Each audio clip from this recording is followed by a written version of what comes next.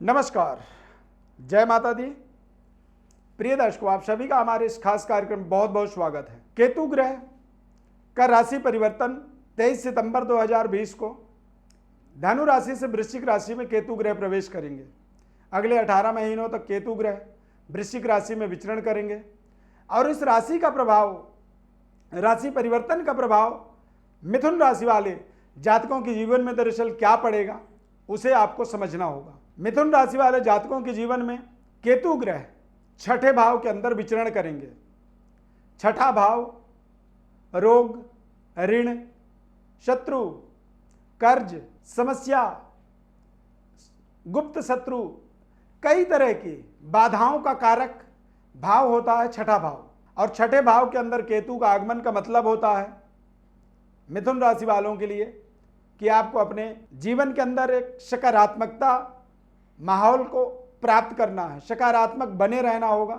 जब आप सकारात्मक बने रहेंगे तो निश्चित रूप से आपके जीवन में केतु ग्रह के माध्यम से जो परिणाम आना है वो परिणाम बेहद सफलताप्रद हो सकते हैं।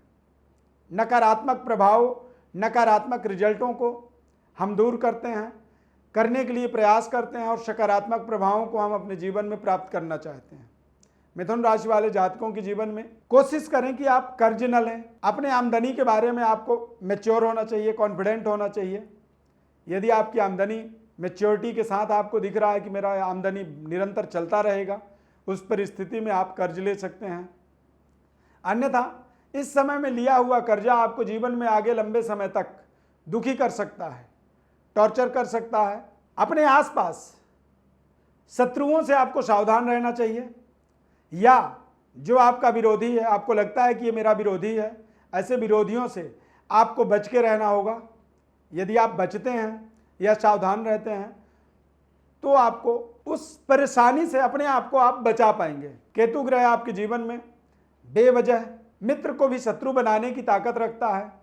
ऐसी स्थिति में शत्रु के सामने या शत्रु को जानते हुए भी आप यदि उसके ऊपर पूरा भरोसा करते हैं, पूरा बिलीव करते हैं कि ये मेरा कुछ नहीं करेगा, तो ये आपकी बहुत बड़ी गलतफहमी हो जाएगी। आप बिल्कुल सावधान रहें और चौकन्ना रहें। मित्र भी शत्रुवत हो सकता है, तो शत्रु यदि है तो शत्रु ही होगा, उसका कोई आपके पास तोड़ नहीं हो सकता है। कर्ज लेने से आपको परहेज रखना होगा।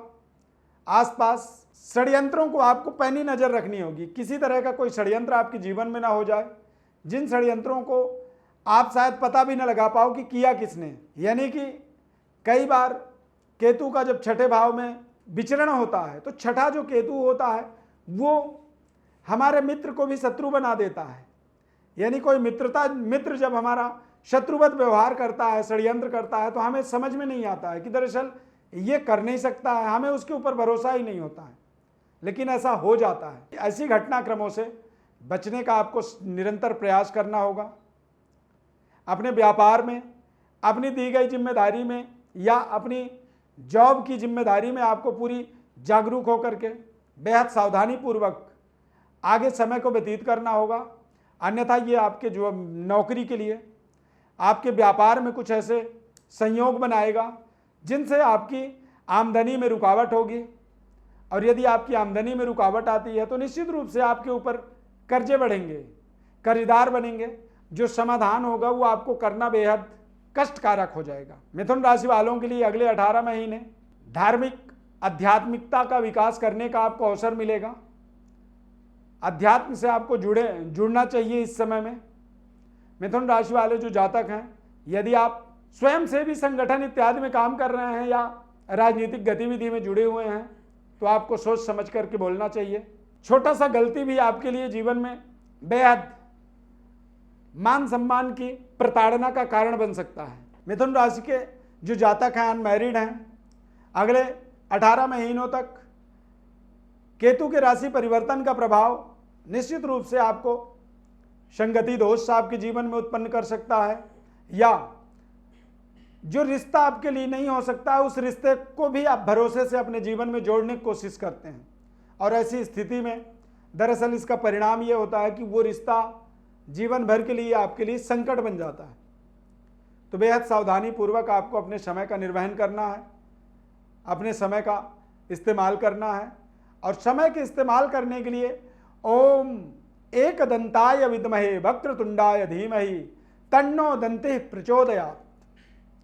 भगवान गणेश का ये गणेश गायत्री मंत्र है। इस मंत्र का यदि आप निरंतर 11 बार रोजाना जप करने लगें और जप करते हुए आगे बढ़ें तो आपकी सभी प्रकार की मनोकामनाएं पूर्ण होंगी, क्योंकि भगवान गणेश सभी प्रकार के रिद्धि सिद्धि को प्रदान करने वाले होते हैं। सभी प्रकार के अशुभ दोषों का निराकरण करने वाले भगवान हैं। भगवान गणेश की कृपा के माध्यम से ही इस छठे केतु का आपको सामना करना होगा, सावधानी पूर्वक आगे बढ़ना होगा और अपने जीवन में यदि आप विद्यार्थी हैं, पढ़ाई कर रहे हैं, तो ऐसी स्थिति में आपको अपने आसपास के या अपने से जुड़े हुए लोगों के एक्टिविटी पर विशेष ध्यान रखना होगा।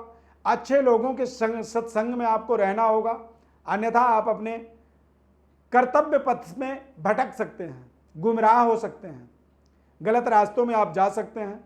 ये 18 महीने आपके जीवन का बेहद महत्वपूर्ण कीमती समय है।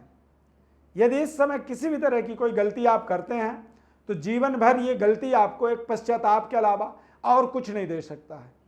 इसीलिए आपको बच के रहना होगा, सावधानी पूर्वक चलना होगा और अपने नकारात्मक परिणामों को दूर रखना होगा।